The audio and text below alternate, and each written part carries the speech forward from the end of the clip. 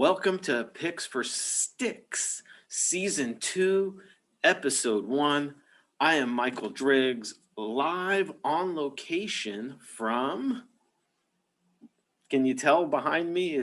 They gave me a room of the street. I said a strip view, and that's what I got. So I may have to talk to somebody about that before too late. But welcome back. It has been an unbelievable off season. Spring training is happening, and we're going to do a season 2. I'm going to have a lot of changes, though, between season 1 and season 2. We're not doing an email list. We're not going to be doing daily picks. In other words, I'm making things a lot easier for me in my life. So we're going to do one-off shows. We're going to do shows whenever we have some interesting things to talk about. They'll pop up, which is why you absolutely want to subscribe so that you won't miss an episode, because we're not going to run a regular show. There's just too many things happening. Partner Marco is incredibly busy with all sorts of stuff. Our frequent guests are all over the place. Hey, we got a lot going on. So you want to be a part of this, you want to subscribe, but we're reintegrating back into society. And I'm finding that reintegration is not as easy as it was. We're all socially awkward these days. I have a couple stories about as we re-enter that things that you thought you were just smooth and comfortable with, we're not so smooth and comfortable anymore. But let's welcome you with a surprise for episode number 1 of season 2. I've got Dr. Doug making his initial appearance from the COVID corner. He's going to come on in and say hello. Let's let Dr. Doug in. Dr. Doug from the COVID corner. Welcome. You're on mute. Your first time. You got to unmute yourself. That's there you go. Sorry about that. It's all my pleasure to be here, Dr. Michael. Well, we decided we're going to do a season 2. I've been telling the viewers or listeners that it's going to be a little different. So it'll be different than before. But Dr. Doug. Yes. You're a Dodger fan. Exactly. And you're hoping to get to some of these games this year. And they won the World Series, so it's going to be a lot harder. Yeah. What's your plan with that this year? Well, I'm going to use a plan that I've used in the past, and it's hopefully going to work half as good as it's always worked in the past. And that's simply, in a modified version, I'm going to drive with my pod up to Chinatown, which is within walking distance of the stadium. And I'm going to keep looking on StubHub for the latest listings from freshest listings throughout the course of the dinner while I'm having a good time. I'm a little confused. You're going to drive up to Dodger Stadium. You live in Orange County? Yes. So you're going to drive up there without tickets? That's correct. Oh, wow. That's kind of bold. Well, the tickets are going for $500 to $5,000. It's ridiculous. It's a capitalist society. There's a shortage of tickets, and people are going to get their money. So I'm going to go for the last minute ticket. Ah, now I understand. So you're driving up, you got no ticket, and you're with your pod. I don't understand what that means. That's a group of people? That's the group of people you're allowed to be with. So that's how what many they're is selling that? tickets in pods. That's usually 4. 4. Yes. And so you travel with 4, and you're going to Chinatown, not Dodger Stadium. I'm a little confused on how that works. It's a mile apart. You could walk up the hill, College Street, turn on Vin Scully Drive. It's a 1 mile walk. It's easy to get home. You go down the hill, get back, and it's valet parking at the Chinese restaurant.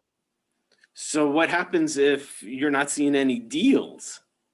Well, I figure I'm going to have to go to Chinatown 10 times for dinner with my pods. And we're going to have a likelihood of getting in, hopefully of no less than 3, hopefully 5 to 7 is what we're hoping for. So if we strike out, we go home full of Chinese food. Oh, Maybe even bring some Chinese home for the this, family. this is brilliant and hilarious because It- you're really going to a Chinese happy hour dinner, and if it works out, you get some Dodger tickets. Otherwise, you bring home Chinese. You stop at Canner's for some what are those little pastries called? Rugula. Oh yeah. So So bring home a stack of rugula. so I'm working on a theme tonight of how awkward re-entering into society is from the perspective of that people are getting vaccinated, baseball's returning. And so I was expecting you to have some health advice. And I told everybody that we're going to be just doing different things this year. And you're coming at us with ways to sneak into the stadium without paying $5,000 or $500 for a ticket.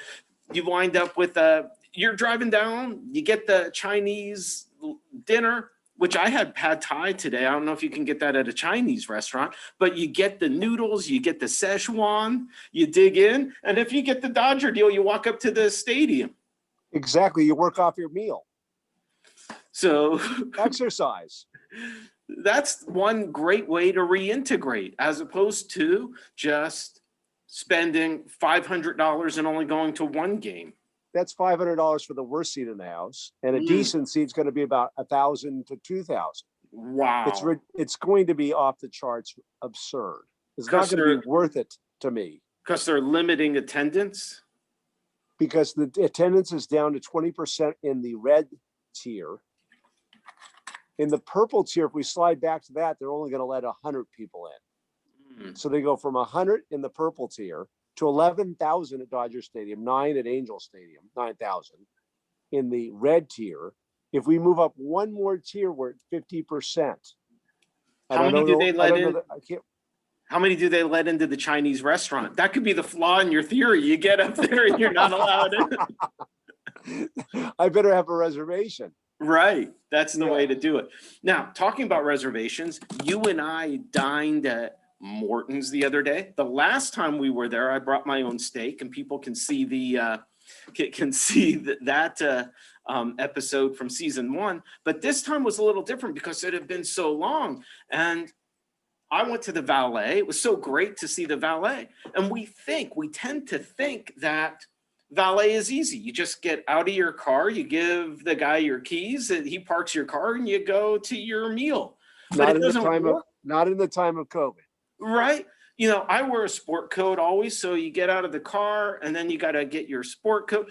You forget to give the guy your keys and he's just standing there and it's so awkward. It's so socially awkward. And then you finally give him your keys and you get your sport coat and then you walk away and he's like, hey, you forgot your phone. And so you got to go back, get your phone. But then these are things we take for granted that we're smooth with, but not everybody's going to be fumbling around in society.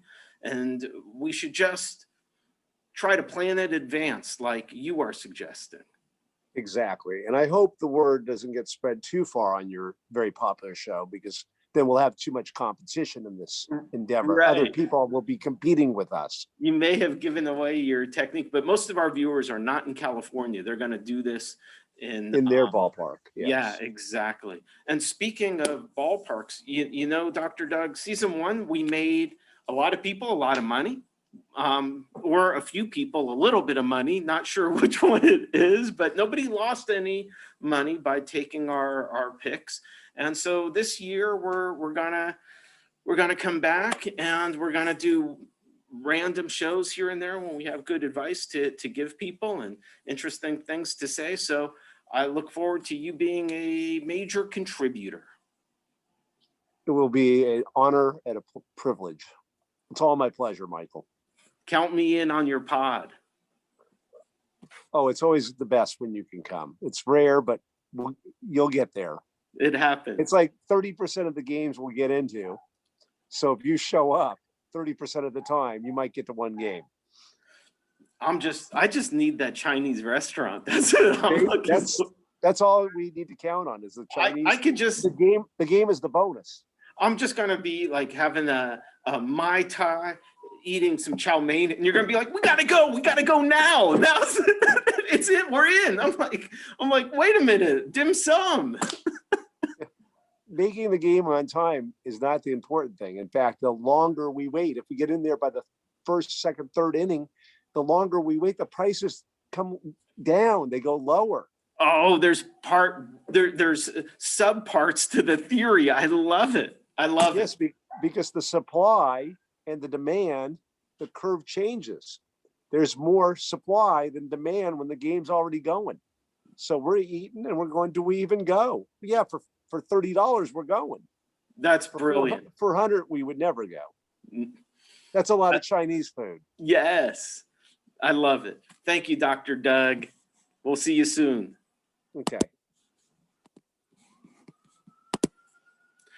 Wow, we got an amazing show coming up for you this year. We're gonna have picks. We're gonna have a whole variety of stuff, because for season one, if you recall, was only a 60-game season. We got in over 30 episodes, but this is 162 games, even though there's some silliness and nonsense still happening with extra innings and stuff, but it's a full season.